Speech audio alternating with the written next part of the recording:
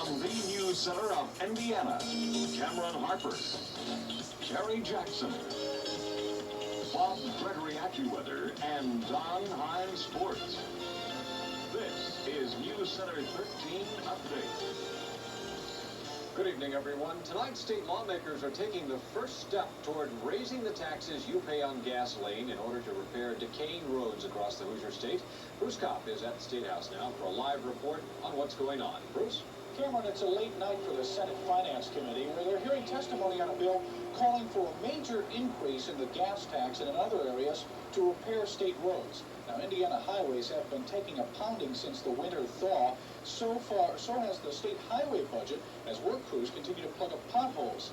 Tonight, the Senate Finance Committee is considering ways to raise the gas tax in order to fill up the potholes. Governor Orr is calling for a large funding increase himself to maintain state roads, saying that good Indiana highways are critical to the state's economic growth.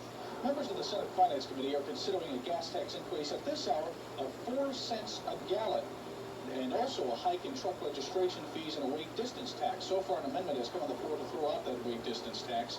In testimony tonight, the trucking industry overall supports a gas tax increase, but imposes that weight distance tax, which would generate an extra $10 million. What the Senate Finance Committee will do tonight is uncertain. However, Senate Chairman Larry Borst has said that the committee will make some type of decision. Right now, just leaving the meeting, there is a proposal on the floor to increase the gas tax 4 cents a gallon and the diesel tax 8 cents a gallon. That will come short of what Governor Orr's proposal is for $423 million for state highways. However, it appears to be a compromise in the part right now. It still has a long way to go through the House and Senate before it reaches approval, and ultimately the legislature will have to decide just how much to commit to repairing Indiana roads.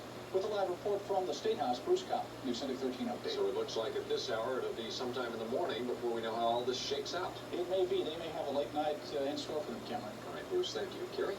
The mandatory seatbelt proposal is one step closer to becoming law tonight, and it looks like it's as much for jobs as it is for safety. The Senate Public Policy Committee today passed the bill, which would require front seat passengers in cars to wear seatbelts or face a $25 fine. Safety was not the only reason. And I think that in addition to saying buckle up for safety, we also ought to say buckle up for jobs. Mayor Hudnut and your administration believe that passing the law will help Indiana attract auto plants. The automakers support mandatory seatbelt laws over airbags. But opponents say the car makers just want off the hook and add that it's an invasion of privacy. But the bill passed the committee today, and it now goes on to the full Senate, where opponents have another opportunity to either revise it or defeat it. The Hoosier Motor Club found that there are as many different opinions of seatbelts as there are people. 67% of us favor seatbelts over automatic restraints.